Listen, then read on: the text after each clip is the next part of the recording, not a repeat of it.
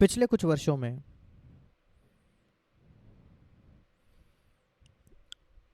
आपने मुझे कहते हुए सुना है, यीशु ने जो शब्द अपने आप के बारे में इस्तेमाल किया, मनुष्य का पुत्र, मनुष्य का पुत्र, मनुष्य का पुत्र।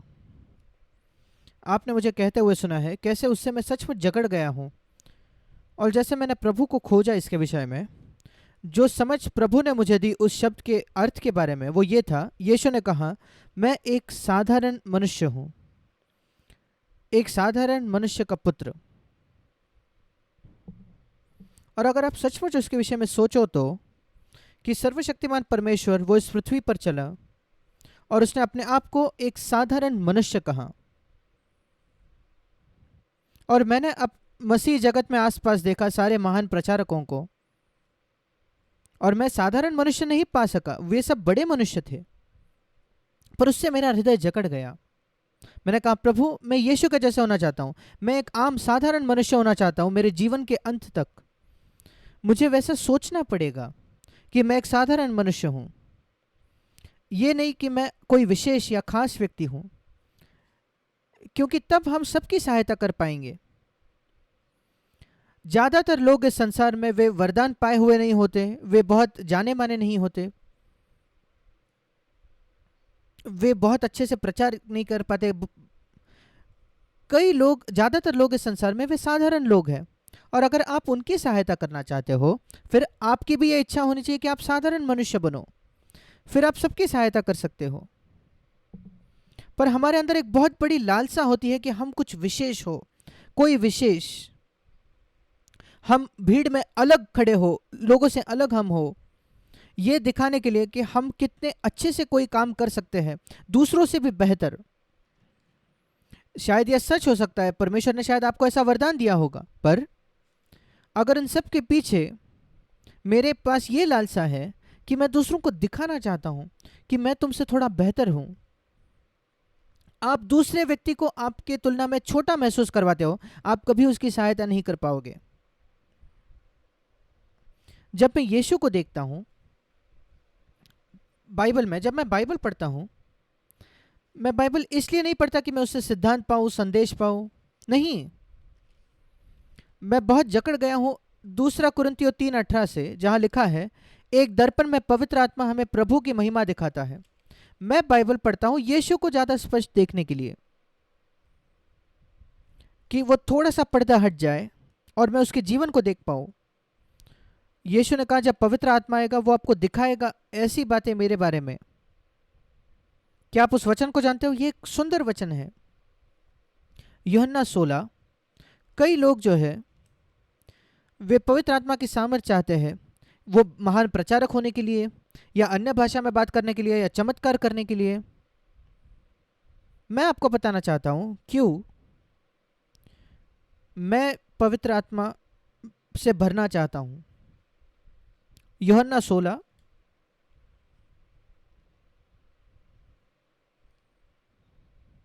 अब वो पवित्र आत्मा के विषय में कह रहा है, पवित्र आत्मा मुझे महिमा लाएगा क्योंकि वो मेरी बातें लेकर तुम्हें दिखाएगा, तुम्हें प्रकट करेगा।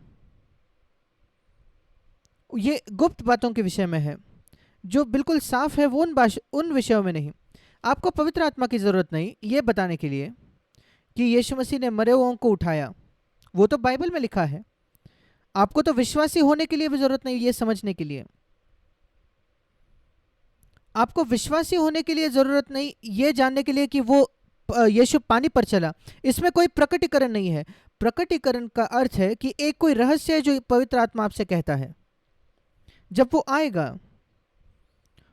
वो मेरी बातें लेगा जो लोग नहीं देख पाते, और वो तुम्हें उस पर तुम्हें प्रकट करेगा, तुम्हें खुलासा करेगा।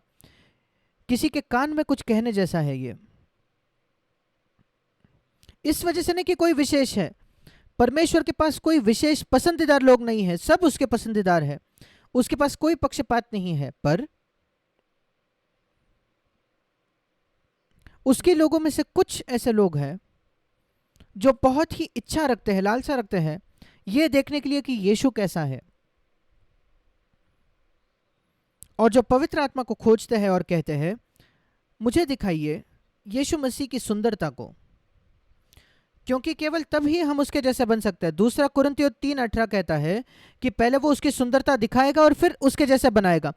हम में से कई यीशु जैसे बनना चाहते हैं, आप तब तक नहीं बन सकते जब तक हम ये नहीं देखते कि वो कैसा है। नहीं तो हम यीशु कैसा है ये जगत से या मसीह जगत से एक आइडिया पाएंगे जो बिल्कुल गलत होगा। पवित्र आत्मा लेगा और दिखाएगा। मैं आप सबको कहना चाहता हूँ, ये आपके जीवन की बड़ी लालसा, आपके हृदय की बड़ी लालसा होनी चाहिए कि पवित्र आत्मा यीशु के छोटे छोटे भाग लेकर आपको दिखाएगा। और एक बात जो पवित्र आत्मा ने मुझे दिखाई वो थी कि वो अपने जीवन भर में, यीशु एक साधारण मनुष्य था इस पृथ्वी पर, और उससे मैं इतना जकड़ गया हूं, मैं उसको भूल नहीं सकता। प्रभु, मैं एक साधारण मनुष्य होना चाहता। मैं कभी ऐसा नहीं कहना चाहता कि मैं किसी से परमेश्वर का पसंदीदार व्यक्ति हूं, क्योंकि ये बिल्कुल गलत है। मेरा कोई विश्वास नहीं है कि परमेश्वर के पास कोई पसंदीदार लोग हैं। मैं एक पिता हूं, मैं ईमानदारी से परमेश्वर के सामने खड़ा होकर कह सकता हूं कि मेरे 4 बेटों से कोई भी मेरा पसंदीदार बेटा नहीं है, वे सब के सब मेरे पसंदीदार है, बिल्कुल समान। और यीशु ने कहा सबसे अच्छा पृथ्वी का पिता परमेश्वर की तुलना में दुष्ट है। फिर पिता परमेश्वर का कैसा कोई पसंदीदार हो सकता है? अगर आप परमेश्वर के संतान हो, आपको लगता है मैं परमेश्वर से ज्यादा पसंदीदार हूं आपसे ज्यादा, या आपको ऐसा घमंड भरा है कि आप परमेश्वर के पसंदीदार व्यक्ति हो दूसरों की तुलना में? यह बिल्कुल गलत और बेकार है। इसने मेरी बहुत सहायता की है यह जानने में कि परमेश्वर के कोई पसंदीदार लोग नहीं है, और जो उसने यीशु के लिए किया वो आपके लिए करेगा।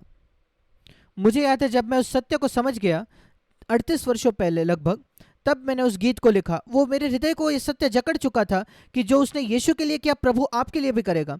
और उसने मुझे चुनौती दी, प्रभु क्या यह सचमुच सच है, वाकई में सच है? और प्रभु कहता है हाँ, अगर आप वही शर्त पूरी करो तो जो यीशु ने पूरी की थी। और यीशु ने एक ही शर्त पूरी की थी मूलभूत तौर पर, उसने हमेशा अपने आप को नम्र किया, बस उतना ही। 25 बातें नहीं जो यीशु ने की, एक ही बात, उसने हमेशा अपने आप को नम्र किया। और इसलिए उसने कभी अपनी इच्छा नहीं की, हमेशा उसने अपने आप को नम्र करके कहा पिता आप जो चाहते हो वही मैं करूंगा। वो उसके जीवन का रहस्य था। और उसके निजी क्षणों में जब वो अपने विषय में सोचता था, वो सोचता था कि वो एक साधारण व्यक्ति है। उसने लोगों से ऐसे ही संबंध रखे एक साधारण व्यक्ति होकर, और उससे सचमुच मेरा हृदय बहुत ज्यादा जकड़ चुका है।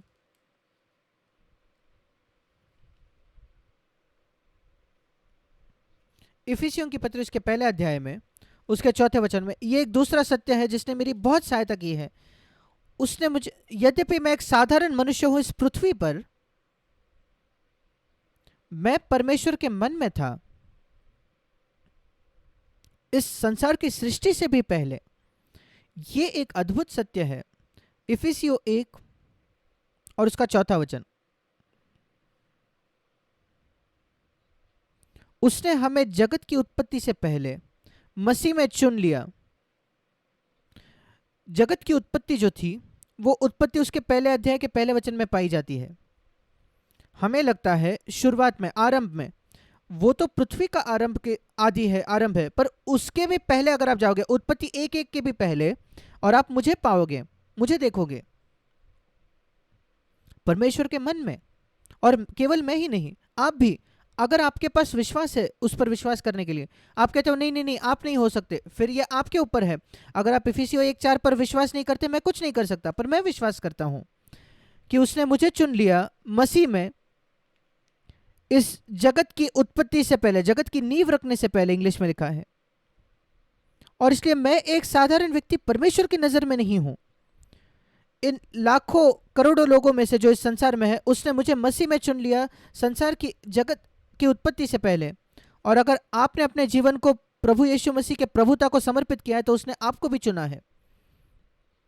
वो आपको बहुत ज्यादा मूल्य का एक भावना देगा प्रभु के सामने। और उसी समय जब आप मनुष्यों के साथ चलते हो, आप एक साधारण व्यक्ति बनकर चलते हो। आपको दोनों की आवश्यकता है कि जब आप परमेश्वर के सामने आते हो आपके पास ऐसी हिम्मत होती है, हिया होता है, क्योंकि उसी ने आपको चुना, आपको क्षमा किया, आपके पाप, आपके भूतकाल को मिटा दिया और आपको मसीह की धार्मिकता से ढक दिया। और यद्यपि जब आप मनुष्यों के सामने चलते हो, आप केवल एक साधारण व्यक्ति हो और आप लोगों से मिलते हो, बच्चों से उनके स्तर पर, जवानों से उनके स्तर पर मिलते हो, बड़े लोगों पर उनके स्तर पर, आप केवल एक साधारण मनुष्य हो। हमें इस पृथ्वी पर वैसे ही जीना है। मेरे पास ये बड़ी आशीष थी कि मैं सुसमाचार को तब से सुन, जब मैं एक बच्चा था। मैं संडे स्कूल में जाता था, मैं 10-12 वर्ष का था और मैंने परमेश्वर के सुसमाचार को सुना कि मसीह मेरे पापों के लिए मरा। मैं बाइबल हर दिन पढ़ता था, कभी मैं बिस्तर से नहीं निकलता था प्रार्थना के बिना। एक बच्चा होने के नाते मेरे माता पिता ने मुझे सिखाया। मेरे पिताजी एक विश्वासी थे मेरे जन्म से भी पहले, पर मेरा नया जन्म नहीं हुआ था। इन सारी चीज़ों के बावजूद मुझे कई वर्ष लग गए इसके पहले कि मैं सचमुच आश्वासित हो गया कि मैं परमेश्वर का अब हूं। और मुझे लगता है कई लोग जो मसीह परिवारों में जन्म होता है वो कभी आश्वासित नहीं होते कि उनका नया जन्म कभी हुआ, क्योंकि मैंने प्रभु को 100 बार 200 बार कहा होगा कि मेरे हृदय में आए, कई बार। और एक चीज जो मैंने बहुत पहले सीखी थी, जब तक कि आप निश्चित नहीं हो, सुनिश्चित नहीं हो कि प्रभु ने आपको स्वीकारा है, आप पीछे ही फिसलते रहोगे। और मैं वैसे ही था घर पर, क्योंकि सुरक्षित जो वातावरण था जो मेरे माता पिता ने दिया, मैं पीछे नहीं फिसल सका। पर एक बार मैं घर छोड़कर चला गया, मैं मिलिट्री में गया। मैं 15 वर्ष का था तब मैं घर छोड़कर मिलिट्री में नेशनल डिफेंस एकेडमी में गया था और अगले 4.5 वर्ष मैं वहाँ ट्रेनिंग पा रहा था, प्रशिक्षण पा रहा था नेवी का ऑफिसर बनने के लिए। और अचानक मैंने संसार को देखा और मेरे संडे स्कूल के पृष्ठभूमि की वजह से मैं गंभीर पाप से परमेश्वर ने मुझे बचाए रखा। पर मैं संसार संसार जैसा था, दूसरों के जैसा ही। और 18.5 के वर्ष तक, 18.5 की उम्र में मैं बहुत पैसा कमा रहा था। 18.5 की उम्र में मैं पैसे कमाने लगा और 19.5 के समय तक, उम्र तक मैंने पा लिया कि ये संसार बिल्कुल खाली है। और तभी मेरा नया जन्म हुआ, एक वचन पढ़ के केवल। मैं बाइबल पढ़ रहा था एक दिन, मैं कोचिन में था तो उस समय वहां के नेवल बेस पर, और मैंने यूहन्ना 6:37 पढ़ा। ये एक वचन है जो मैंने कई बार पढ़ा होगा और आप में से भी कईयों ने कई बार पढ़ा है। पर कभी कभी एक वचन अचानक आपको लग जाता है और कि आपके मन में वो मानो उसका बम जैसा फटता है। और वही मेरे साथ हुआ। जो मेरे पास आता है मैं उसे कभी ना निकालूंगा, बस उतना ही। अब आप ये जानते हो, आपने इस वचन को कई बार पढ़ा है, पर कैसे तो भी जुलाई 1959 में, मैं 19.5 वर्ष का था, मैंने उस वचन को पढ़ा और मैंने कहा, प्रभु मैं तेरे पास 100 बार से भी सैकड़ों बार आया हूं। उसने कहा, मैंने कभी तुझे नहीं निकाला। और मैंने उस पर विश्वास किया, मैंने बस उतना ही किया। मैं सिद्ध नहीं था, मैंने पापों पर जय नहीं पाई थी, मैं पाप को त्यागना चाहता था, मैं अपने जीवन को यीशु को देना चाहता था। पर मैंने उस दिन विश्वास किया कि यीशु मसीह ने मुझे स्वीकार किया है और मेरा पीछे फिसलना रुक गया। इसलिए मैं लोगों से कहता हूं, अगर आप बिल्कुल निश्चित नहीं हो कि यीशु मसीह ने आपका स्वीकार किया है, मैं आपको बता सकता हूं कि आप पीछे फिसलते ही रहोगे जब तक आप उस विषय में सुनिश्चित नहीं हो। और अगर आपको लगता है कि आपको बेहतर होना पड़ेगा, अच्छा होना पड़ेगा, तभी वो आपको स्वीकार करेगा, आप कभी भी पर्याप्त अच्छे नहीं होगे। 100 वर्ष में भी मेरा विश्वास ये भी नहीं है कि मैं आज इतना अच्छा हूं कि मैं स्वर्ग जाऊं। अगर मैं स्वर्ग के द्वार पर आ जाऊंगा और वो मुझसे पूछेंगे कि आप क्यों अंदर जा सकते हो, मुझे वही कहना पड़ेगा जो एक नया जन्म पाया हुआ व्यक्ति कहता है, मैं एक पापी हूं पर यीशु मसीह मेरे लिए मरा, बस उतना ही। और इसलिए शैतान को ये आपको ऐसे सुसमाचार में न ले जाने दे जहां आप काम करते हो, मुझे ये करना है, मुझे वो करना है, ऐसे सुसमाचार में, और फिर प्रभु मुझे स्वीकार करेगा। नहीं। क्या आपकी ये चाहत है कि आप पाप से पीछे मुड़ना चाहते हो? क्या आप विश्वास करते हो मसीह आपके लिए मरा और जी उठा और अपने उद्धारकर्ता के तौर पर आप उसे स्वीकार करते हो? बस उतना ही। मैं आपसे विनती करता हूं कि आप ये नींव डालें। ये मेरा अनुभव है। जुलाई 59 में, 55 वर्षों पहले, मानो मैंने लंगर उस दिन डाल दिया, नेवी के अगर मैं भाषा का प्रयोग करूँ तो, नौसेना की भाषा। और मेरा जहाज उसके बाद कभी डगमगा नहीं, हिला नहीं। उस दिन से आज तक मैंने कभी ये शक नहीं किया है, संदेह नहीं किया है सत्य पर कि मैं परमेश्वर की संतान बन गया और उसने मेरा स्वीकार किया है। मैं उसके लिए कोई श्रेय नहीं ले सकता, मेरा बस परमेश्वर के वचन में विश्वास है, और वो विश्वास भी परमेश्वर ने मुझे दिया, मुझे लगता है। और मैं आपको प्रोत्साहित करना चाहता हूं, अगर आप वहां नहीं आए हो तो आपको बहुत जल्द वहां आना है, क्योंकि आप कभी आगे नहीं विकास कर पाओगे जब तक आप ये नींव नहीं डालता। एक बार मैंने ये नींव डाली थी, उसके बाद अगली बात थी, मैंने सुना लोगों को बपतिस्मा के बारे में बात करते हुए, और मैं एक ब्रेदरन असेंबली में जा रहा था जहां वो बपतिस्मा की बात करते थे, पर किसी ने मुझ पर जोर जबरदस्त नहीं किया, और मैं उसके लिए बहुत आभारी हूं। और मैं जानता था कि दो प्रकार के लोग हैं जो कहते थे बच्चों का बपतिस्मा बचपन के एक बच्चे होने के नाते अगर आपका बपतिस्मा होता है तो आपको वापस बपतिस्मा की आवश्यकता नहीं। और मैं एक ऐसे कलीसिया में जाता था, जेकोबाइट ऑर्थोडॉक्स चर्च जिसका नाम था, वहां लोगों ने कहा वहां लोगों की आवश्यकता है कि उनका नया जन्म हो। ब्रदरन असेंबली में नहीं, ब्रदरन में तो सबका नया जन्म हो चुका है। आप अगर बपतिस्मा होते हो, ये कलीसिया आपको बाहर निकाल देगी, फिर आप उन लोगों को कैसा उद्धार करोगे? सुनने में तो बड़ा तर्क लगता था उसमें, और मैंने बाइबल को पढ़ा और मैंने पाया कि वहां एक वचन भी नहीं है बच्चों को बपतिस्मा देने के विषय में। मैंने एक बार सोचा था कि मैं एक किताब लिखूंगा कि बाइबल बच्चों के बपतिस्मा के विषय में क्या सिखाती है, और उसमें 4 खाली पन्ने होंगे, क्योंकि बाइबल वही सिखाता है बच्चों के बपतिस्मा के विषय में।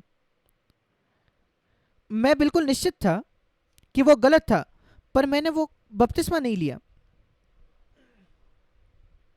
और 1.5 वर्ष के लिए जब कभी मैं घुटने टेकता था प्रार्थना करने के लिए, मैंने सुना प्रभु को मुझसे कहते हुए, जब मैं ये कहता हूं मेरे हृदय में मैंने ये सुना कि तुम मुझे नहीं सुन रहे, मैं तुम्हें क्यों सुनूं, तुम्हारी क्यों सुनूं। ये दूसरी बात है जो मैंने सीखी। पहले तो है उद्धार का आश्वासन, दूसरी बात जो आपको सीखना है उसके बाद वो ये है, अगर परमेश्वर आपसे कुछ करने के लिए कहता है, एक छोटी बात भी, बपतिस्मा जैसे, बपतिस्मा केवल पानी में जाकर बाहर निकलना है, और आप अगर उसे नहीं करते तो ये अपेक्षा रखिए कि परमेश्वर आपसे कहेगा आप मुझे नहीं सुन रहे, मैं आपसे आपकी क्यों सुनूं। कोई भी चीज हो सकती है। परमेश्वर शायद आपसे कहता होगा जाकर क्षमा मांगे, या जो गलत तरीके से पैसे लिया उसको लौटा दे, पर आप वो नहीं करते, या आप उसको आगे ढकेलते रहते हो। भूल जाइए कि परमेश्वर आपकी प्रार्थनाओं को मांगे, उत्तर दे। भूल जाइए उसको।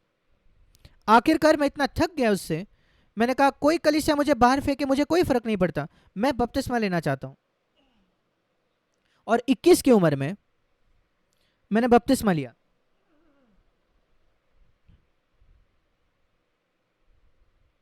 और ये ऐसा था कि मानो मैं गुरुत्वाकर्षण के खींच से बाहर निकलकर बाहर के अंतरिक्ष में चले जाता हूं, जहां फिर आप जानते हो रॉकेट जो होता है जब वो ऊपर जाता है काफी समय वो संघर्ष करता है, क्योंकि वो गुरुत्वाकर्षण से लड़ रहा होता है, और फिर एक बार वो गुरुत्वाकर्षण, इस पृथ्वी के गुरुत्वाकर्षण से बाहर निकल जाए, फिर उसको कोई रुकावट ही नहीं है, वो बस भाग जाता है।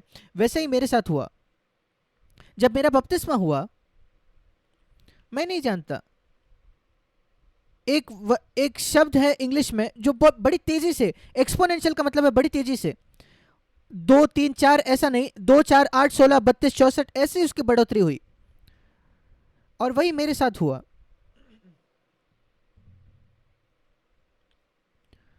और मैंने एक चीज जानी, यद्यपि बपतिस्मा इतनी साधारण बात है, पानी में जाना बाहर आना, मेरे घटना में तो भी कम से कम बहुत बड़ा कदम था मेरे जीवन का, एक आम बात नहीं थी वो। इस वजह से मैं कभी लोगों पर जबरदस्ती नहीं करता कि वो बपतिस्मा ले। आपको बपतिस्मा तभी लेना है जब आप निश्चित हो, क्योंकि मैं नहीं चाहता कि बिना अर्थ का कोई वो परंपरा हो जो आप करते हो। मैं जानता हूं कि उसका मेरे जीवन में क्या अर्थ था। वो विवाह के जैसे था। आप ऐसे ही विवाह नहीं कर बैठते, आइए हम 2 दिन आए, नहीं नहीं, विवाह में क्या होता है, कुछ भी नहीं, पर वो बहुत अर्थपूर्ण बात है। एक बार मैंने वो कदम लिया, परमेश्वर मुझे अगला कदम दिखाने लगा। मेरे जीवन का अगला कदम यह था, जहां तक मैं जानता था, मैं पाप को छोड़ना चाहता था, मैं मूवीज देखना बंद करना चाहता था।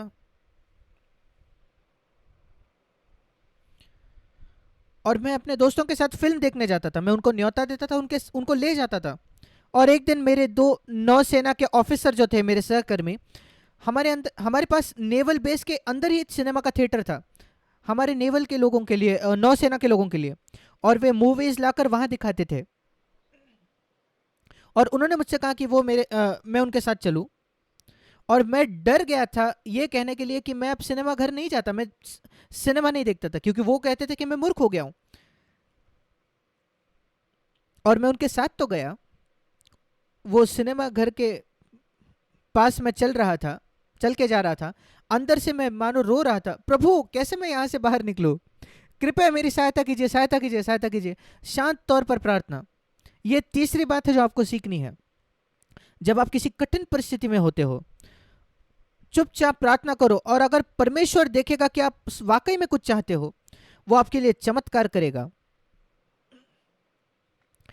हम सिनेमा घर पहुंचे और वहां एक नोटिस लगी हुई थी, हम मूवी समय में नहीं ले पाए, इसलिए आज सिनेमा नहीं दिखाया जाएगा। मैंने कहा क्या ही अद्भुत है। एक खुश व्यक्ति था उस दिन, यद्यपि दूसरे लोग दुखी थे, निराश थे। मैंने कहा प्रभु तू क्या करेगा एक व्यक्ति के लिए, पूरा नेवल बेस एक सिनेमा नहीं देख सकता क्योंकि एक व्यक्ति नहीं देखना चाहता था। ये दूसरी अद्भुत बात थी, प्रकटीकरण था मेरे लिए। मैंने कुछ कहा भी नहीं, वो मेरे हृदय की लालसा थी। उस दिन मैंने एक बात सीखी, प्रार्थना वो नहीं जो आप कहते हो। मेरा विश्वास है कभी कभी परमेश्वर सुनता भी नहीं हम क्या कहते हैं, वो हमारे हृदय की लालसा देखता है, इच्छा देखता है। अगर मेरे हृदय की लालसा अलग है मेरे शब्दों से, फिर प्रभु मेरे हृदय की लालसा को सुनेगा। इसलिए कभी कभी हम ओठों से कुछ कहते हैं और हम उत्तर नहीं पाते, क्योंकि वो हमारे हृदय की लालसा नहीं है। और दूसरे समय है जब आप आपके मुंह से कुछ नहीं कहते पर आपके हृदय में लालसा है और आपको उत्तर मिल जाता है। और मैं बहुत जल्दी अपने जीवन में सीख गया, प्रार्थना वो नहीं, शब्द नहीं है। ये नहीं कि हम कई घंटों तक घुटनों पर टेके, और कई लोग कहते हैं मैं कभी यह प्रचार नहीं करता, आप जानते हो, पर आपके हृदय की लालसा किसी बात के लिए, और आपको लगेगा उससे प्रभु को महिमा मिलेगी आपके जीवन में। फिर परमेश्वर मुझे दिखाने लगा, मेरे बीते हुए जीवन में मेरे पास ऐसा पैसा था जो मैंने सरकार को फंसा कर लिया था, धोखा देकर, जो मुझे वापस लौटाना है। और मैंने उसको कैलकुलेट किया, उसको गिन के देखा, जो कर है, जो टैक्स मुझे भरना था, जो मैंने गवर्नमेंट को धोखा से नहीं दिया था मेरे बीते हुए समय में, जब मेरा नया जन्म नहीं हुआ था तब। और जब मैंने गिना तो मेरे 3-4 महीने की वो सैलरी थी, तनख्वाह थी, मुझे बहुत अच्छी तनख्वाह मिल रही थी उस समय। 3-4 महीने की तनख्वाह मैंने मानो गवर्नमेंट से ली थी। और मैंने कहा प्रभु, मैं सोचने लगा, और मैं निश्चित नहीं था इतने पैसे हैं या इतने पैसे हैं, मैं निश्चित नहीं था इतने हैं या उतने पैसे हैं।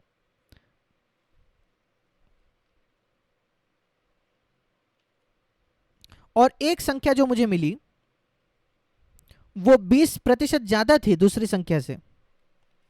और क्या आप जानते हो, जब आप संदेह में, आप हमेशा कम पैसे देना चाहते हो। और फिर मैंने पुराने नियम से एक वचन को पढ़ा जो कहता है, जब आप वापस लौटाते हो जो आपने गलत तौर पर लिया है, तो उसमें 20% जोड़ कर दो। मैंने कहा अद्भुत है, परमेश्वर बहुत सीधे तौर पर बात करता है। मैंने वो 20% जोड़ कर दे दिए, और उसको समय लगा।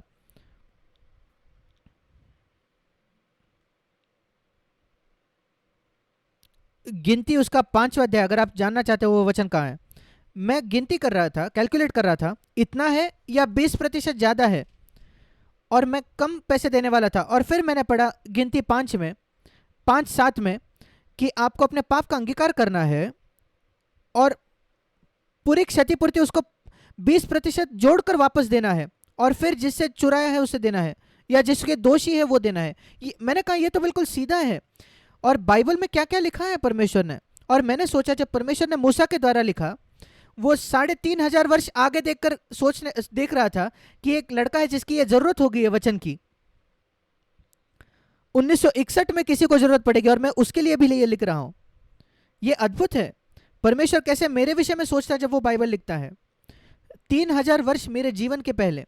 मैं नहीं जानता आप विश्वास करते हो या नहीं, मैं विश्वास करता हूं इब्रानियों में 10 के में लिखा है, पवित्र शास्त्र में मेरे विषय में लिखा है। किसके विषय में? मेरे विषय में। इब्रानियों 10 5 से 8 पढ़े, पवित्र शास्त्र में मेरे विषय में लिखा हुआ है।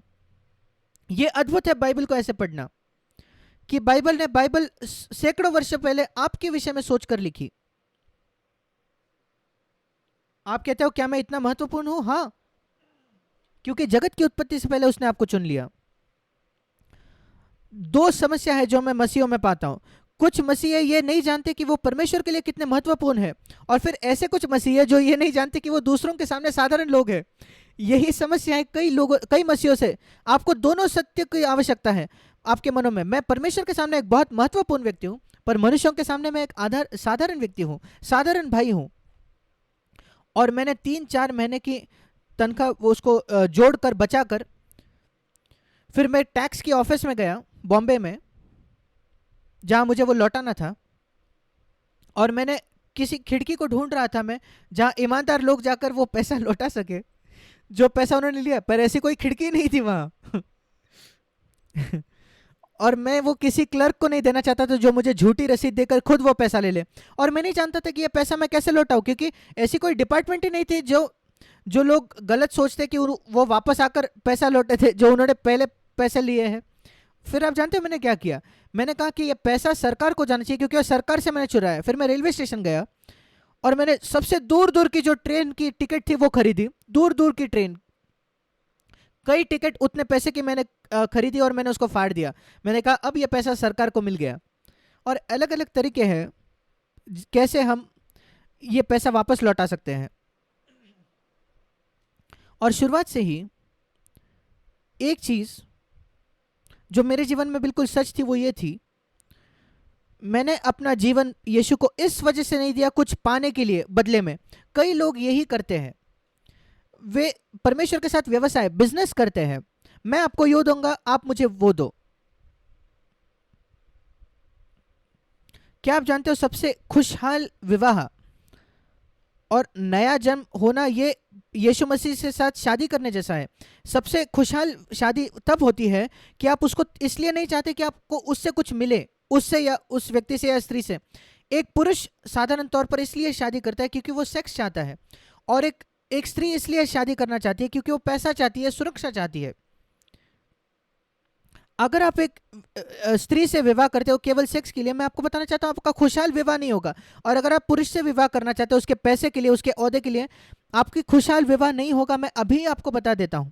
अगर आप मसीह से विवाह करते हो क्योंकि आप उससे कुछ पाते हो, फिर आपका भी वैसा ही विवाह होगा। कल्पना करके देखिए, कोई इस आधार पर विवाह करता है, उसके जीवन भर वे खुश नहीं होंगे, क्योंकि उन्हें शुरुआत ही गलत की। इस वजह से नहीं उन्होंने शुरुआत की कि वो एक दूसरे से वे प्रेम करते हैं, क्योंकि वे कुछ चाहते थे दूसरे से। हाँ, वो एक अमीर पुरुष है, मैं जीवन का आनंद उठा सकूंगी अगर मैं उससे शादी करता हूं। अरे वो कितनी सुंदर लड़की है, हर सुबह जब मैं उठूंगा मैं उठकर इस सुंदर चेहरे को देख पाऊंगा। मैं आपको बताना चाहता हूं आपका खुशहाल विवाह नहीं होगा,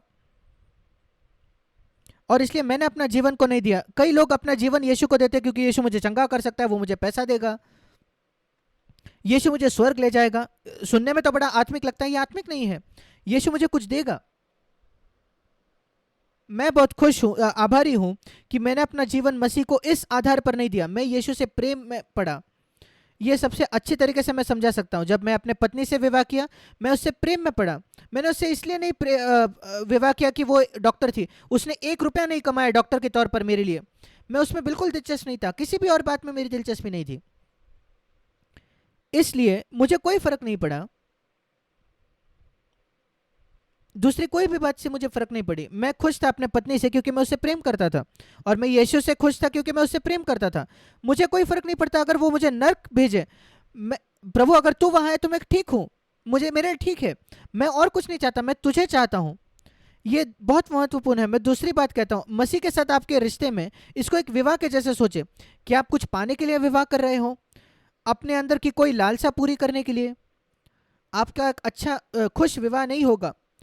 विवाह ये आपका दूसरे स्तर पर होगा, क्योंकि आप हमेशा कुछ ना कुछ मांगे रखोगे। मैं ये चाहता हूं, जो मैं अपेक्षा करता हूं तुमसे। अगर आप मुझे नहीं करते, या कुछ लोग इसलिए विवाह करते हैं, वो एक खाना बनाने बावर्ची चाहते हैं, धोबी चाहते हैं, और आप हमेशा निराश होंगे।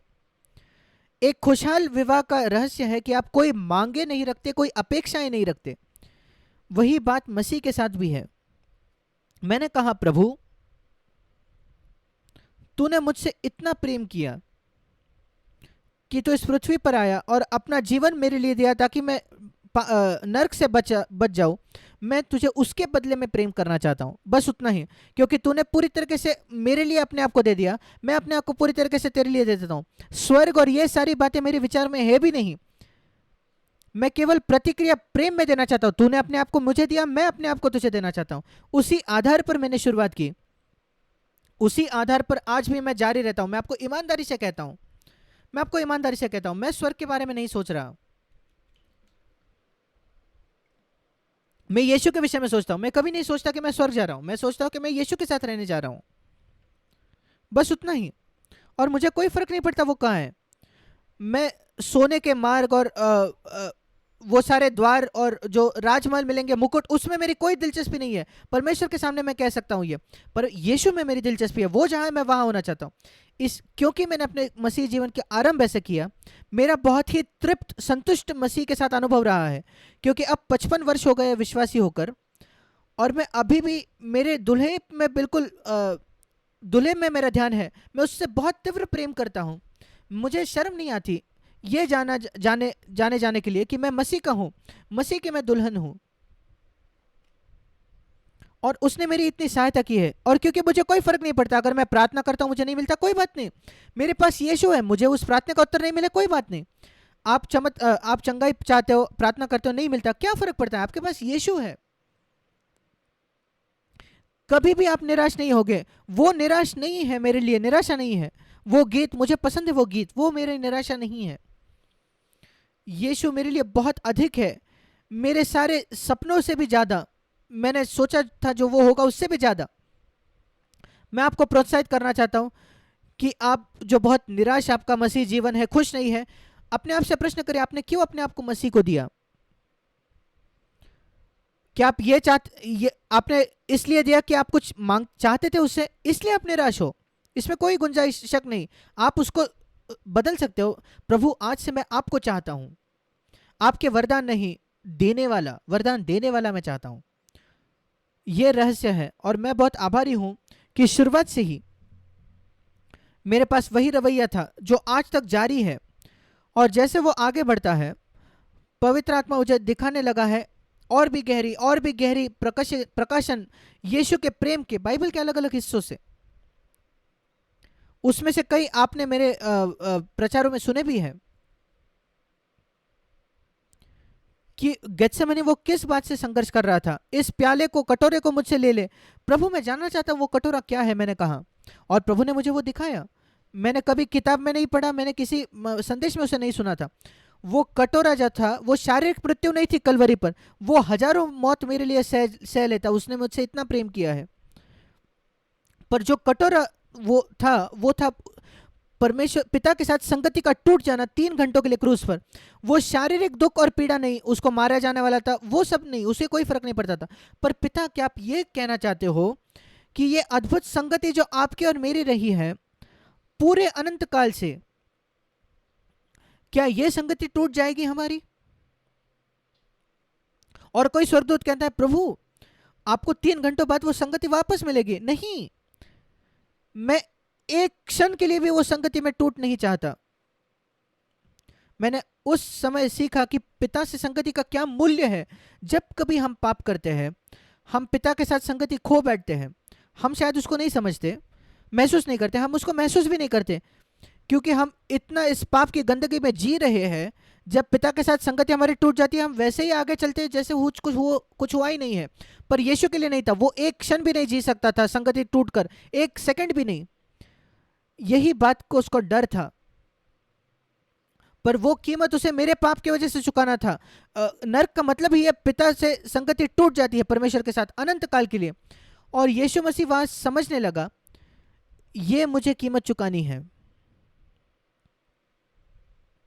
और मैं कल्पना करके देखता हूं, एक वार्तालाप पिता और यीशु के बीच में गत्सेमनी में, जहां पिता यीशु से कहता है, ठीक है, तुझे कलवरी पर जाने की जरूरत नहीं, अब तुरंत ऊपर आ जा, तू एक सिद्ध जीवन जिया है, पर जैक नर्क में जाएगा।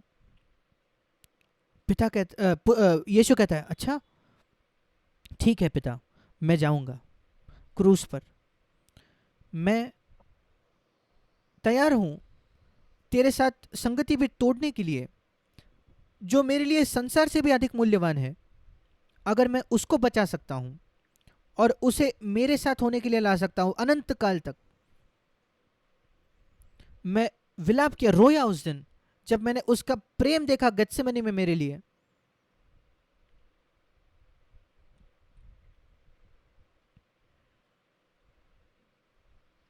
और जो उसने क्रूस पर सामना किया 3 घंटों के लिए, अनंत काल की वो नर्क था जो मुझे अनंत काल में मुझे अनुभव करना था, वो 3 वर्ष में मानो डाल दिया गया था, क्योंकि यीशु मसीह खुद अनंत व्यक्ति था, असीमित व्यक्ति था। और मैंने यीशु का मेरे लिए प्रेम देखा और उससे मेरा उसके लिए प्रेम गहरा हो गया। हम उससे प्रेम करते क्योंकि पहले उसने मुझसे प्रेम किया।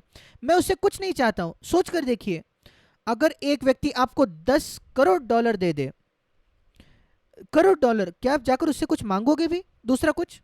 आपको शर्म आएगी जाकर उसको $1 भी मांगने के लिए। उसने आपको $10 करोड़ दे दिए हैं। जब मैं सोचता हूं कि यीशु ने क्रूस पर मेरे लिए क्या सहा, मैं कहता हूं प्रभु, मैं तुझे और कुछ नहीं मांगना चाहता। मैं निराश नहीं होता अगर मैं और कुछ नहीं पाता। मैं कुछ मांगता हूं, कोई चमत्कार, कोई बीमारी से, दर्द से, और मुझे नहीं मिलता, कोई बात नहीं, मैं कहता हूं ठीक है, मैं नहीं चाहता ये। मेरे पास 10 करोड़ है, मेरे पास कलवरी है, उसने सब कुछ मेरे लिए दे दिया और मैं और कुछ भी नहीं चाहता। धीरे धीरे करके जब आपके पास ये प्रेम का संबंध है यीशु के साथ, पवित्र आत्मा कुछ बातें लेकर आपको प्रकट करता है आप पर, और मेरा विश्वास है और भी है जो परमेश्वर मुझे प्रकट करेगा आने वाले दिनों में। मैंने सब कुछ नहीं देखा है अब तक, पर मैंने देखा है परमेश्वर प्रेम है, और परमेश्वर का प्रेम है जो हमारे हृदयों को पिघल देगा।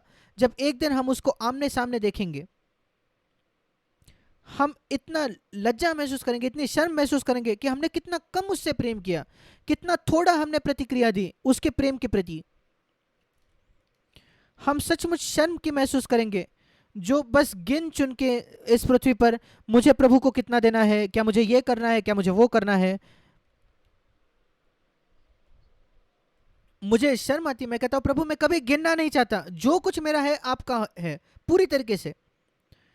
हम गिन नहीं सकते। सोच कर देखिए, पति पत्नी एक दूसरे के लिए सोच रहे हैं, मैं कितना करूं अब मेरे पति के लिए, क्या मैं इतना करूं या इतना करूं, मेरे पत्नी के लिए मैं ये करूं या नहीं। सोच कर देखिए, आपके पति या पत्नी के लिए आप कुछ तोहफा खरीदने जाते हो और सबसे सस्ती बात आप देखते हो, क्या मैं अपने पत्नी पत्नी को दूं। ये किस प्रकार का विवाह है आपका। पर हम परमेश्वर को ऐसा देते हैं, सबसे सस्ती बात क्या है जो मैं परमेश्वर को दे सकता हूँ, यहाँ कुछ। और मैं कहता हूँ हाँ मैंने कुछ तो दे दिया उसको। आप उससे प्रेम नहीं करते, बिल्कुल भी नहीं। मैंने कहा प्रभु मैं कभी ऐसा नहीं होने वाला, प्रभु के अनुग्रह से जो कुछ मेरा है आप ले सकते हो। मेरी बड़ी महत्वाकांक्षा थी जब मैं नौसेना में जुड़ गया था। मेरे पिता ने मुझे कहा, जब मैं नौसेना में जुड़ना जा रहा था मिलिट्री एकेडमी में, मेरे पिता ने कहा मैं चाहता हूँ नौसेना के एडमिरल के तौर पर तुम रिटायर हो जाओगे। और मैंने बहुत मेहनत की, मैं मेरे क्लास में पहला आया और मसीह मेरे जीवन में आया, और तुरंत, उसको समय नहीं लगा, तुरंत मेरे जीवन की दिशा बदल गई। और मैं जान गया कि अगर मैं पूरी तरीके से मसीह होने वाला हूं, फिर मुझे अपने इस पृथ्वी की महत्वाकांक्षाओं को छोड़ना पड़ेगा। अब मुझे एक चुनाव करना पड़ेगा, मेरी पृथ्वी की महत्वाकांक्षा है या मैं मसीह के लिए जीऊं। क्योंकि मसीह के लिए जीने में मुझे कोई समझौता नहीं कर सकता। नेवी में कुछ बातें मैं नहीं कर सकता था, मेरे वरिष्ठ अधिकारियों के सामने मुझे खड़े होकर कहना पड़ता था कि मैं ये नहीं कर सकता, मुझे माफ कर दे क्योंकि एक मसीह हूं। और साल के आखिरी में वो मुझे अच्छी रिपोर्ट नहीं देते थे, जो गुप्त रिपोर्ट होती थी कुछ नकारात्मक डालते थे। तो ठीक है, आपको प्रमोशन नहीं मिलेगा, ठीक है।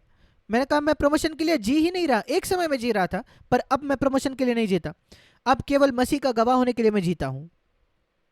और परमेश्वर ने मुझे बहुत ज़्यादा हियाव दिया। बढ़ते क्रम पे मेरे स्कूटर पे मेरे वचन लिखे हुए थे। मेरे बाकी सहकर्मियों, ऑफिसर के लिए मैं मार्गों पर सड़क पर खड़ा होकर प्रचार करता।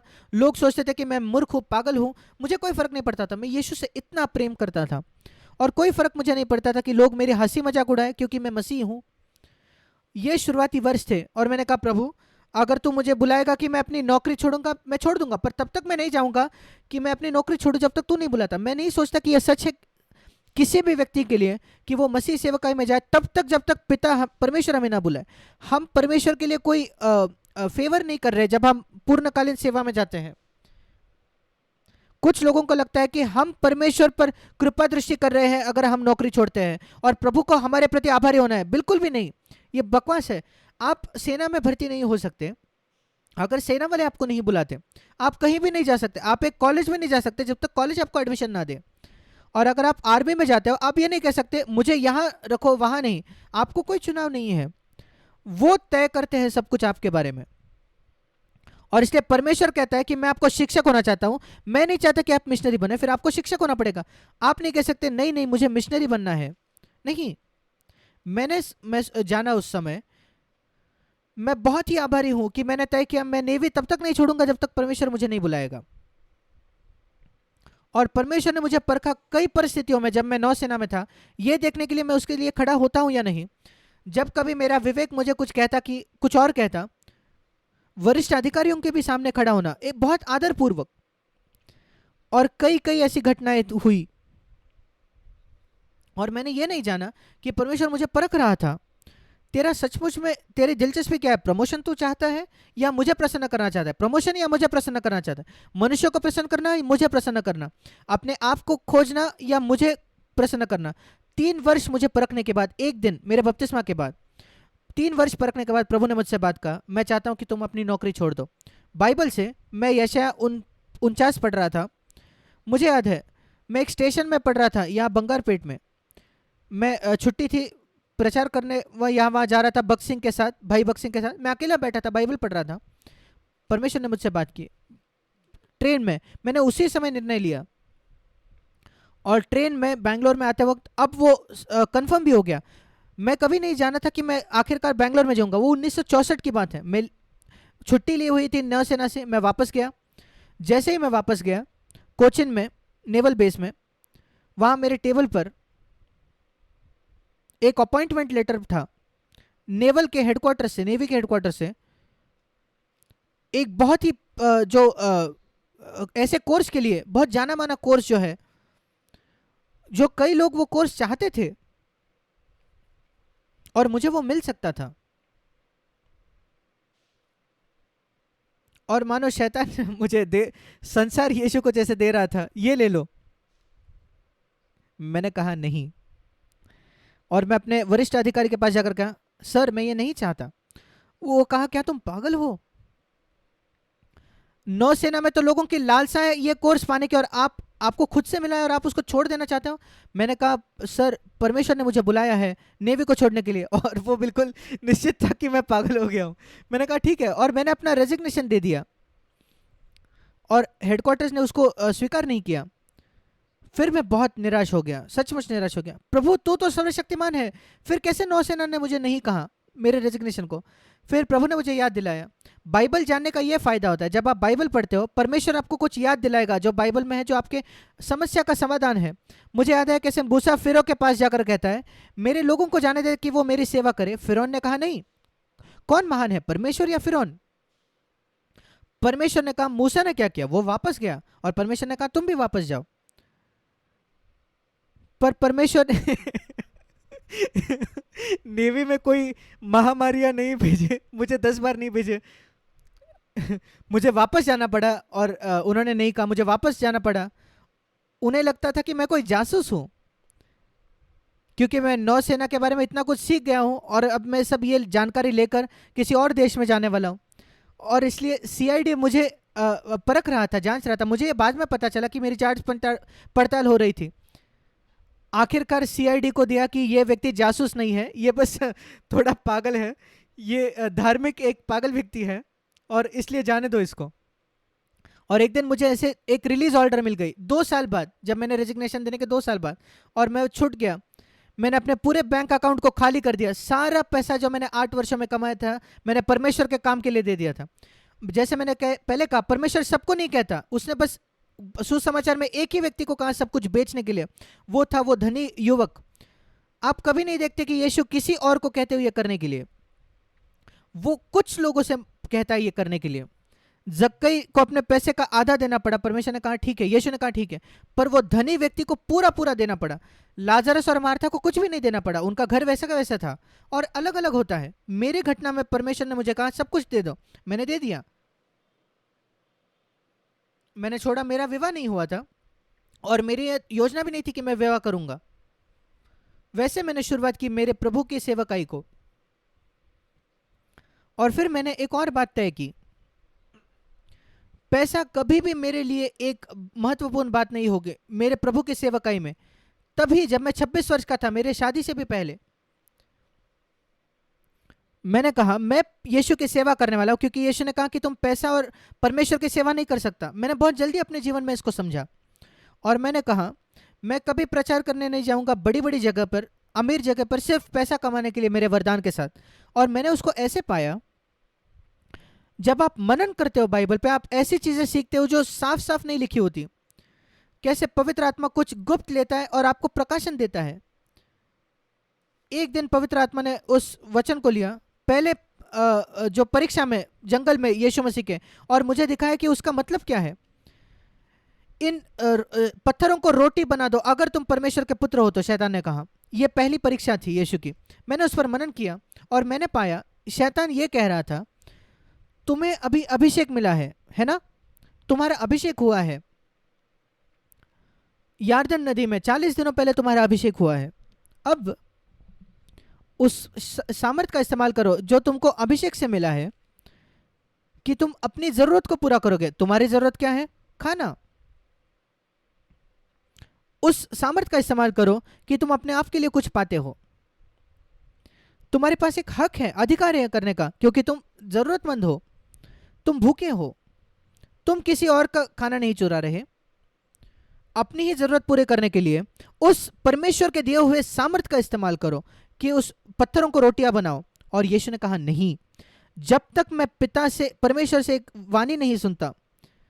वही वचन है हमारे पीछे, मनुष्य हर दिन उस वचन से जिए जाएगा जो परमेश्वर के मुख से निकलता है। जब तक मैं सुनता नहीं परमेश्वर को मुझे वो करते हुए कहने के लिए, मैं नहीं करूंगा। मैंने उस दिन उसको ऐसे समझा, परमेश्वर ने आपको प्रचार का वरदान दिया है, उसका इस्तेमाल करो पैसा कमाने के लिए, अपने आप के लिए, थोड़ा आदर प्राप्त करने के लिए। और प्रभु ने मुझे कहा अगर तुम ये करोगे तुम गिर जाओगे उस परीक्षा में जहां यीशु मसीह ने जय पाया। मैं उस परीक्षा से कुछ सीखा कि मैं ये मुझे नहीं करना है कि जो सामर्थ पवित्र आत्मा के द्वारा परमेश्वर मुझे देता है, अपने आप के लिए प्राप्त करने के लिए मुझे नहीं इस्तेमाल करना है। कभी भी नहीं, कभी नहीं, कभी नहीं। मैंने कहा प्रभु मैं कभी भी मेरे प्रचार का वरदान का इस्तेमाल नहीं करूंगा आदर प्राप्त करने के लिए या अपने आप के लिए कुछ प्राप्त करने के लिए। मैंने कहा प्रभु सारे जो महान प्रचारक हैं, उनके बड़े बड़े कन्वेंशन होते हैं बड़े बड़े शहरों में, बड़े अमेरिकन जो प्रचारक आते हैं, बड़े जाने माने प्रचारक आते हैं भारत में, उनके कॉन्फ्रेंस बड़े बड़े शहरों में होते हैं, मुझे गांव में भेजिए। मैंने कहा कई सालों पहले 1966 में ये कहा, और प्रभु ने मुझे मेरे बात मानी। और मेरे ज़्यादातर सेवकाई जो है इन 50 वर्षों में, वो गरीब गांव में रही है, विद्यार्थियों में, गरीब लोगों में रही है, जो मुझे कुछ पैसे दे भी तोहफे दे भी नहीं सकते थे। और मुझे इतना कम मिलता था कि मैं अपने घर का किराया भी नहीं दे सकता था शादी के बाद। और मुझे हमारे घर के मेरे पापा के घर में रहना पड़ा कई सालों तक, क्योंकि हम इतने गरीब थे। पर वो हमारे लिए बहुत अच्छा था, क्योंकि परमेश्वर हमारे प्रशिक्षण दे रहा था, वहां भी वो हमें परख रहा था। परमेश्वर का परीक्षा कभी नहीं रुकती। मेरी 9 साल में परीक्षा हुई, अब परमेश्वर मुझे परीक्षा ले रहा था, क्या मैं अपने वरदान का इस्तेमाल करता हूं। मेरे पास एक वरदान था, मैं 5000 लोगों के सामने प्रचार करता था 23 की उम्र में। वो मैं नहीं हूं। 2 साल बाद मेरे बपतिस्मा का मैं 5000 लोगों के सामने प्रचार कर रहा था कॉन्फ्रेंसेस में। भक्त सिंह ने खुद मुझे कहा कि उनके कॉन्फ्रेंस में मैं बात करूं। मैं पहला व्यक्ति था जिसको भक्त सिंह ने कहा उन सभाओं को लेने के लिए। और शैतान ने कहा तुम इसका इस्तेमाल कर सकते हो, तुम पैसा कमा सकते हो। मैंने कहा नहीं, मैं नहीं करूंगा। मैं छोटे कलीसियाओं में जाऊंगा, मैं छोटे गटों में जाऊंगा, वहीं जाऊंगा जहां प्रभु मुझे चलाता है। और वो मुझे परख रहा था, हमारे विवाह के बाद परमेश्वर मुझे परख रहा था, क्या तुम पैसा उधार लोगे। और अब खरीदो बाद में पैसा दो, ऐसा करोगे क्या? मैंने कहा कभी नहीं प्रभु, मैं एक भी चीज नहीं खरीदूंगा जो मैं नहीं ले सकता। मेरे पास सौभाग्यपूर्ण ऐसी पत्नी थी जो मेरे से राजी थी, और हमने कभी कर्जेदार नहीं बने। 75 वर्षों में मैं कभी किसी का कर्जदार 1 रुपए का भी नहीं रहा हूं। मैंने बिल्कुल सख्ती से इसको माना। रोमियो 8 में जो लिखा है, 13:8 में, कि किसी के भी कर्जदार ना बनो। बाइबल ये नहीं कहती कि उधार मत लो, बाइबल ये बताती है कि अगर उधार लेते हो तो तुरंत उसको लौटा दो,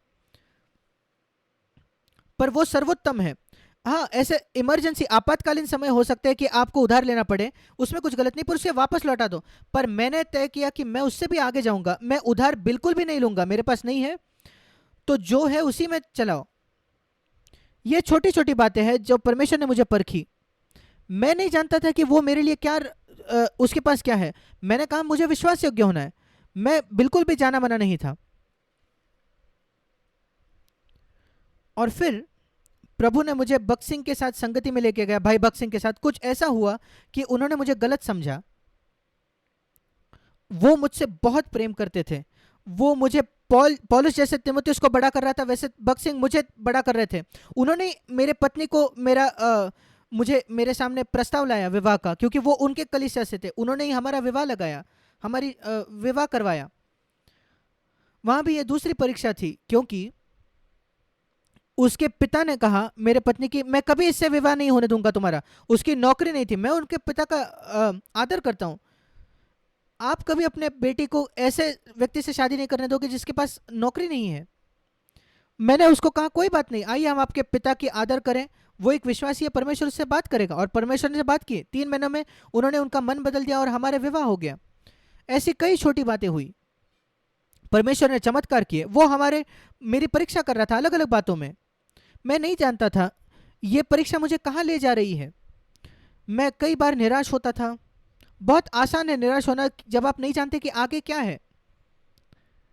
मैंने मेरी बहुत ज़्यादा कोशिश की उन सिद्धांतों से जीने के लिए जो बाइबल में है। और फिर हम वहाँ थे, और जब एक गलत फहमी हो गई, मुझे प्रचार करने से मना कर दिया गया। उसी कलीसिया में जहाँ मैं 5,000 लोगों से प्रचार करता था दूसरों से, उन्हीं कलीसियाओं में मुझे बिल्कुल भी प्रचार करने से मना कर दिया गया। और मैं उस कलीसिया में पीछे बैठा 2.5 साल के लिए लगभग, मैं चुपचाप बैठा। और प्रभु ने मुझसे कहा अपना मुंह बंद रखो, आप प्राचीनों के अधीन हो जाओ, उनसे बलवा मत करो, उनके खिलाफ मत बात करो। और मैं वहीं बैठ गया। वे साल थे जब परमेश्वर ने मुझे तोड़ा। वो अंत नहीं था, उसे मुझे वापस भी तोड़ना पड़ा। परीक्षा जो है, तोड़ना, ये वो बातें हैं जो हमें हमारे जवानी के समय में इनमें से जाना है। मैं 31-32 वर्ष का था, परमेश्वर मुझे तोड़ रहा था, मुझे नम्र कर रहा था। ये सब मेरे लिए अच्छा था, भला था। और मैं बैठता था घर पर, मेरे पास करने के लिए कुछ नहीं होता। मैंने कहा ठीक है, मेरे पास टाइपराइटर है, मैं कुछ संदेश जो मैंने पहले बांटे हैं मैं उसको लिखूंगा। और मैं वैसे ही मैंने पहले किताब ली और उससे भी कुछ अच्छा आया। और क्योंकि मैं वेल्लोर में जी रहा था, मुझे लगा कि मैं दूसरी जगह जाऊं। मैं बैंगलोर एक ही कारण के विषय में सोच रहा था, मैं बैंगलोर या चेन्नई सोच रहा था। मैंने और एनी ने प्रार्थना की। ये 72 साल की बात है। हम विद्यार्थियों के साथ काम कर रहे थे, कॉलेज के विद्यार्थियों के साथ उन दिनों। और बहुत कॉलेज विद्यार्थी का काम चेन्नई में चल रहा था उन दिनों में, मद्रास कहा जाता था उसे। पर बैंगलोर में बिल्कुल भी लगभग नहीं था काम विद्यार्थियों में। और इसलिए हमें लगा कि प्रभु हमें बैंगलोर में ला रहा है, इसलिए हम यहाँ आए। और फिर मुझे एक न्योता मिला। इमैनुअल चर्च के पास्टर 3 महीने जाने वाले थे। उन्होंने कहा क्या 3 महीने तुम प्रचार करोगे? तुम मेरे घर में रह सकते हो। मेरे पास एक ऑफर थी, हम यहाँ आ गए। हमारे पास 3 महीनों के लिए घर था जहाँ हम रह सकते थे। मैं वहाँ प्रचार कर रहा था। प्रभु की इच्छा हम खोज रहे थे।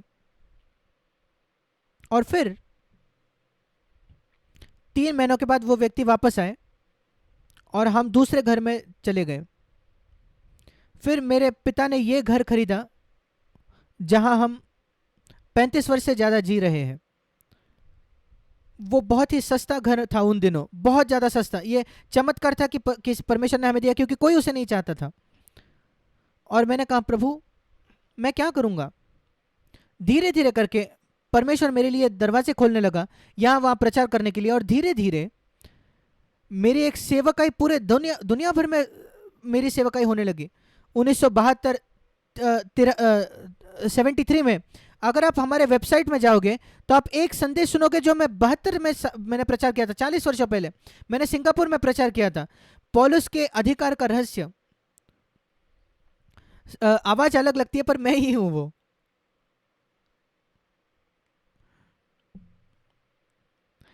और मैंने 6 किताबें लिख दी थी तब तक, और हफ्ते का रेडियो प्रोग्राम था जो पूरे एशिया में जा रहा था, वो भी हमारे सीएफसी वेबसाइट पे है, वर्स बाय वर्स, नए नए नियम में।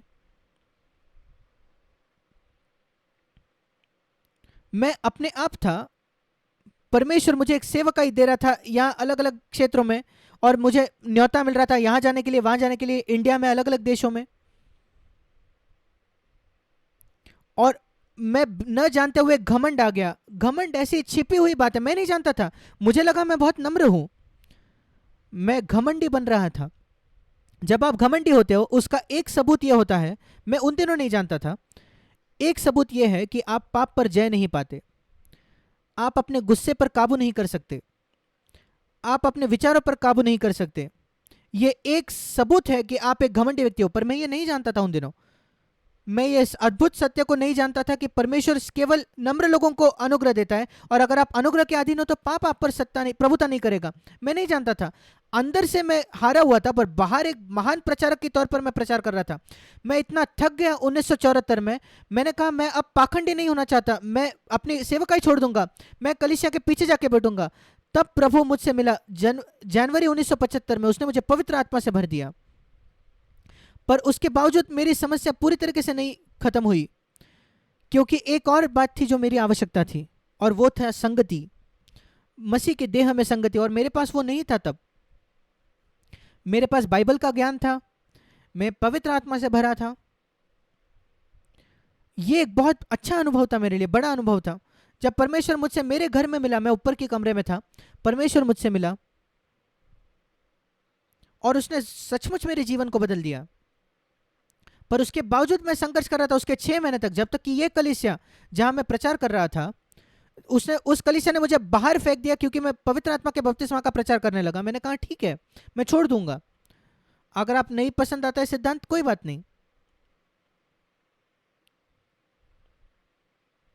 और हम हमारे घर में मिलने लगे। मैंने कहा प्रभु मैं नहीं जानता मुझे क्या करना है, पर हम एक साथ मिलने लगे, और वैसे ही हम जारी रखे। और सीएफसी अचानक उसका जन्म हुआ, कोई हमारी योजना नहीं थी, प्रोग्राम नहीं था जो हमने तय किया है, हाँ हम सीएफसी शुरू करने वाले, नहीं, परमेश्वर ने वो तय किया था, योजना की थी, और हम उसी समय वहां थे। उस समय से मेरा जीवन पूरी तरीके से बदल गया, क्योंकि एक और बात परमेश्वर ने मुझे में जोड़ दी। मैं पहले ही समझ गया था, मैंने 5 जरूरी बात के बारे में बात की है, पर मसीह के लहू को मैं समझ गया था जो मुझे साफ करता है, धर्मी ठहराता है। परमेश्वर के वचन का महत्व मैं जान गया था, मैं अध्ययन करता था, बहुत अच्छे से मैं बाइबल को जान गया था, मैं पवित्र आत्मा से भर गया था, तीसरी बात। और मैं क्रूस के मार्ग को समझ गया था, अपने आप को मरने के लिए समझ गया था मैं, चौथी बात। 4 बातें बहुत जरूरी, मसीह का लहू, परमेश्वर का वचन, पवित्र आत्मा और क्रूस का मार्ग। पर एक बात फिर भी लापता थी, वो है मसीह का देह। और वो होने लगा अगस्त 75 में, 1975 में। और जब वो भी हो गया, फिर मसीह जीवन पर मेरी जो जकड़ है, पकड़ है, वो सॉलिड अच्छी हो गई। आप 2 उंगलियों से भी ग्लास पकड़ सकते हो, पर अगर आप पूरी मुट्ठी से किसी चीज को पकड़ो तो किसी को छीनना बड़ा मुश्किल हो जाता है। इसलिए मैंने पाया मुझे ये 5 चीजों की जरूरत है, लहू, वचन, आत्मा, क्रूस और देह। और उससे वो पूरा हो गया मेरे अनुभव का। और जैसे समय बीतता गया, वो देह जो है वो बड़ी होने लगी, उसका बढ़ने लगी। और मेरे पिता जो थे वो एक ईश्वरीय व्यक्ति थे, उन्होंने ये प्रॉपर्टी हमें दी। शुरुआत में उन्होंने 20% दिए थे, और उन्होंने कहा ये तुम्हारे लिए वरदान है। हमने बचा हुआ 80% पैसा भर के ये जगह खरीदी। पर वे ये नहीं समझ सके, ये 79 की बात है, 1979, जब मैं घर में मिलने लगा 75 में, 4 वर्षों के लिए, वो समझ ही नहीं सके मेरे पिता। उन्होंने कहा मेरे बेटे तुम्हारे पास बिलीग्राम जैसे वरदान है, प्रचार का वरदान, तुम संसार में हजारों लोगों को प्रचार कर सकते हो, यहाँ 5-6 लोगों के साथ तुम बैठकर प्रचार कर रहे हो। क्या तुम पागल हो गए हो? कई लोग मेरे जीवन में मुझे सोचा कि मैं पागल हूं, अलग अलग निर्णयों में। मैंने कहा पापा मुझे महान प्रचारक होने के लिए नहीं बुलाया है, मैं अपने वरदान का इस्तेमाल नहीं करने वाला मुझे फेमस बनाने के लिए, जाना माना बनाने के लिए। मेरा बुलाहट है मैं मसीह की देह को बनाऊं, क्योंकि यीशु ने कहा मैं आया हूं कलीसिया का निर्माण करने के लिए, इसलिए मैं भी वही करने वाला हूं। और उसने कहा तुम्हारे बच्चों का क्या, तुम कुछ पैसा भी नहीं लेते, तुम्हारे बच्चे बड़े हो रहे हैं, वह सब स्कूल में है। मेरा बड़ा बेटा तब 6ठी-7वीं कक्षा में था। क्या मेरे पिता ने कहा क्या आप जानते हो कॉलेज में कितने पैसे लगेंगे पढ़ाई के लिए? मैंने कहा मैं नहीं जानता, पर अगर मैं परमेश्वर के राज्य को पहले नहीं खोजूं, जो 100 रुपए मैं फीस में दे रहा हूं स्कूल में वो भी नहीं दे पाऊंगा, कॉलेज तो भूल जाओ। मेरे पिता 82 में मर गए। उनका पहला फ्यूनरल था जो इस जगह में हमने लिया, इस बिल्डिंग में। वे कभी नहीं जिए ये देखने के लिए मेरे बच्चे कॉलेज में गए। वे जब उनकी मृत्यु में मेरा सबसे बड़ा बेटा 7वीं कक्षा में, कई सालों बाद मेरे चारों बेटों को स्कॉलरशिप मिली कॉलेज जाने के लिए। और अगर पिता स्वर्ग से देख पाए तो वे नीचे देखकर कहेंगे कि बेटा तो सही था, मैं गलत था। इसलिए डरे ना अगर दूसरे और आपके रिश्तेदार नहीं समझ सकते कि आप किस मार्ग से जाते हो। अगर आप देखते हो पिता परमेश्वर क्या चाहता है आप करना चाहते हो और उसी मार्ग में जाओगे, आखिरकार आप पाओगे कि परमेश्वर ये सिद्ध करेगा, साबित करेगा कि आपने सही मार्ग को चुना है।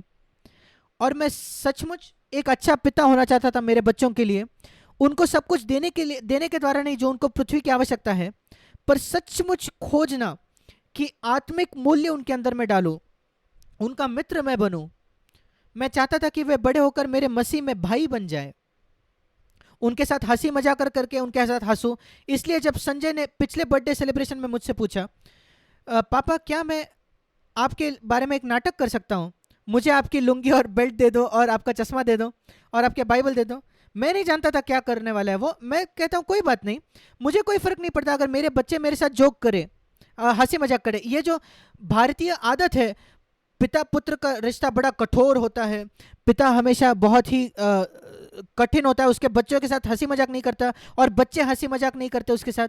मैं कहता हूँ मेरा भी ये विश्वास नहीं है, हमारे बच्चे हमारे साथ हंसी मजाक करने चाहिए और हमें ये जो कठोरता है ये तोड़नी है। सीएफसी कलीसियाओं में भी ये है। मैंने कहा संजय तुम जाकर मेरा नाटक कर सकते हो, और मैं खुश हूं कि उसने ये किया। उससे एक उद्देश्य हुआ कुछ लोगों के लिए तो भी। और मुझे लगा अगर मैं अपने जीवन में मेरे घर में असफल होता हूं फिर मैं सेवकाई नहीं कर सकता। अगर मैं 4 पुत्रों को बड़ा नहीं कर सकता प्रभु को चलाने के लिए, कहा मैं 100 लोगों को प्रचार करूं। मैंने कहा प्रभु कृपया मेरी सहायता करें। मैं सचमुच डरा हुआ था। मैं ये नहीं कह रहा कभी कभी हमारे बच्चे ऊपर नीचे जाते, ये नहीं कि हमेशा वो नीचे जाते ही हम छोड़ देंगे, नहीं नहीं नहीं, ये नहीं। पर अगर आप पाते हो कि मूलभूत तौर पर वो पूरी तरीके से भटक गए हैं तो वो बहुत बड़ी ट्रेजेडी होती, दुख की बात होती। पर परमेश्वर ने मुझ पर दया की, मेरे बच्चे भी उनके ऊपर नीचे उतार चढ़ाव में गए। कुछ बच्चे बच जाते पर कई बच्चे उतार चढ़ाव देखते हैं। परमेश्वर ने उनकी सहायता की उससे बाहर निकलने के लिए। मैं एक बात आप सबसे कहना चाहता हूं, आप आपके बच्चों को प्रभु के पीछे नहीं चला सकते, उनको कितना भी प्रचार करो, कितना भी सिखाओ, कितना भी संडे स्कूल, आपको आपके जीवन में उनको ईमानदारी देखनी है कि आप घर पे बिल्कुल वैसे ही जीते हो जैसे आप कलीसिया में विश्वास करते हो और वहां जैसे रहते हो। आपको अपने बच्चों के पीछे नहीं पड़ना, ये करो वो करो ये करो वो करो। उनको प्रोत्साहित करो ईश्वरीय होने के लिए, पर उनसे दोस्ती करो। कई माता पिता अपने बच्चों के साथ दोस्त नहीं है, वे कभी अपने हाथ नहीं डालते उनके कंधों पर। मैं अभी भी अपने बच्चों पर हाथ रखकर प्रार्थना करता हूं, उनके साथ घुटने टेक कर उनके कंधों पर हाथ रख के। कई माता पिता नहीं करते। वे छोटे बच्चे होते तब वो करते हैं, उनके गले लगते हैं सारे ऐसे बिना अर्थ के कुछ शब्द कहते हैं बच्चों को, पर अचानक वो छोड़ देते हैं बहुत जल्दी। क्या आप जानते हो वो आपके जब बड़े होने के बाद आपको आपके गले लगने की उनकी आवश्यकता है, बच्चों से भी ज्यादा। आपके हाथ को उनके कंधों पर रखे, कहिए मेरे बेटे मेरे बेटी, आइए हम प्रार्थना करेंगे, आइए हम एक साथ प्रार्थना करेंगे। हम घुटने टेकेंगे और 1 मिनट प्रार्थना करें। और अनुशासन भी, मैंने कहा प्रभु मुझे पसंद नहीं अनुशासित करने के लिए, मैं चाहता हूँ वो ईश्वरीय हो, इसलिए मैं अनुशासन देता हूँ। एक बार जब मेरे बेटे ने कुछ गलत किया, मैंने कहा आइए हम दूसरे रूम में जाए। उसे लगा मैं उसे मारने वाला हूँ। मैंने कहा नहीं, हम घुटने टेक कर प्रार्थना करेंगे। मैंने घुटने टेक कर कहा प्रभु मुझे एक बेहतर पिता बना। वो 15 वर्ष का था, मारने से उम्र उसकी बड़ी हो गई थी। मैंने कहा प्रभु मुझे क्षमा कर कि उसने ऐसे बर्ताव किया, मुझे क्षमा कर। ये छोटी बात थी, पर मैं निराश हो गया था। मैंने कहा प्रभु मुझे एक बेहतर पिता बना, मुझे क्षमा कर जहां मैं असफल हुआ हूं। मेरी सहायता कर कि मैं अपने पिता के लिए पुत्र के लिए बेहतर पिता बनूं। यीशु मसीह के नाम से आमीन। मैंने कहा बेटा तू जा। वो आश्चर्यचकित हो गया। कई वर्षों बाद यहाँ खड़ा रहकर उसने कहा मेरे जीवन में जितनी मार खाई उससे ज़्यादा उस घटना से मैं सीखा हूँ। मैं आपके सब माता पिता को कहना चाहता हूँ, अपने बच्चों को प्रोत्साहित करना बहुत महत्वपूर्ण है। हम भारतीय माता पिता ये नहीं करते। आप सब जो माता पिता हो, सोच कर देखिए आपके बच्चों से आपने क्या बात की है, जो सैकड़ों आपने सुधार किया है कठोरता से। ये गलत है, वो गलत है, ये गलत है, आप ये क्यों नहीं करते, वो क्यों नहीं करते। और फिर गिनकर देखिए आपने कब उनको प्रोत्साहन भरी बातें कही है। और अगर आपने सैकड़ों उनको आलोचना की है, कम से कम अब से आइए हम उसको संतुलित करें थोड़े प्रोत्साहन के शब्दों के साथ। बहुत जरूरी है, महत्वपूर्ण है। वैसे परमेश्वर ने हमें चलाया और मुझे कहा गया था कि कुछ बातें मैं बांटूं मेरे जीवन के बारे में, और इसलिए मैंने ये बांटी है। मैं यही कह सकता हूं उसके अंत में, परमेश्वर मुझे जो मेरी योग्यता है उससे कई ज़्यादा बेहतर और भला रहा है मेरे लिए, और उसने मुझे वो दिया है। दो अद्भुत वरदान, एक है यीशु और दूसरा है मसीह का देह। हाँ, मेरा परिवार भी, जो मसीह के देह के भी से भी पहले है, पर मसीह का देह भी। मैं बहुत ही आभारी हूं इन वरदानों के लिए, और आपके प्रेम के लिए धन्यवाद। मेरे लिए जो आपका प्रेम है, मैं बहुत उससे नम्र होता हूं। परमेश्वर आपको आशीष दे।